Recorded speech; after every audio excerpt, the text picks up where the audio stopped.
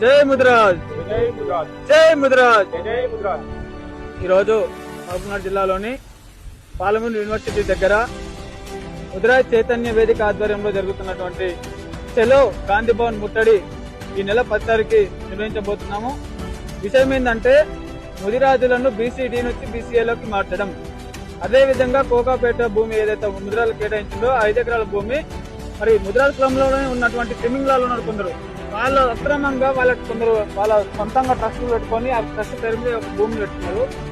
ఈ యొక్క ట్రస్టుని రద్దు చేసి వాళ్ళ మీద కేసు కూడా వేయాల్సిన అవసరం ఉన్నది. ఎందుకంటే కులానికి సంబంధించినటువంటి భూమిని అక్రమంగా వాళ్ళ ట్రస్ట్ మీద ఎట్లా చేస్తుంటారు కాబట్టి వాళ్ళ మీద కేసు పెట్టాలి. అదేవిధంగా ఈ యొక్క భూమిని పండసాని మీద ట్రస్ట్ పెట్టాల్సిన అవసరం ఎంతైనా ఉన్నది. కాబట్టి అదే విధంగా ఈ రాష్ట్రంలో ఈ దేశంలో బీసీలకు సంబంధించిన విషయాలు ఆలోచిస్తే ఆర్థికంగా, సామాజికంగా, రాజకీయంగా అన్ని రంగాలలో బీసీలను పూర్తిగా కుంగిలోకి దొక్కిర్రు.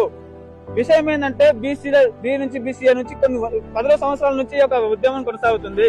కానీ ఏ మాత్రము నిమ్మనీరెట్టినట్టుగా ఈ యొక్క ప్రభుత్వాలు ప్రవర్తిస్తున్నాయి. మేము ఒకటి చెప్తున్నాం. మేము ఈడబ్ల్యూఎస్ రిజర్వేషన్ రాత్రికి రాత్రి ఎట్లా నిర్వహించుకున్నారు? రాత్రికి రాత్రే మీ అంతా మీరే ఈడబ్ల్యూఎస్ రిజర్వేషన్ మీరు ఉన్నదే 5%, మీరు 10% రిజర్వేషన్ పెట్టుకున్నారు. అట్లా ఎట్లా నిర్వహిస్తారు? విషయం ఏంటంటే ప్రభుత్వం ఎవరి చేతులు ఉంటుందో వాళ్ళకే ఒత్తాసు పలుకుతుంది.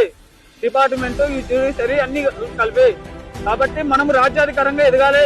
బీసీలు, ముదిరాలు, యాదవులు అన్ని కులాలు అందరూ వాళ్ళ జనాభా లెక్కల ప్రకారంగా చట్టసభల్లో మనం అందరం వెళ్తే మనకు సంబంధించిన హక్కులన్నీ మనము అక్కడ పార్లమెంట్ చట్టసభల్లో మనం మాట్లాడగలుగుతాము. కాబట్టి వీలైనంత వరకు రాజకీయంగా మనము అడుగులేయాల్సిన అవసరం ఎంతైనా ఉన్నది. వీలైనంత వరకు ఈ నెల 10 తారీఖు ఖచ్చితంగా 12 గంటలకు మీ ఆత్మగౌరవంతో ఉన్నటువంటి ప్రతి ఒక్కరూ మరి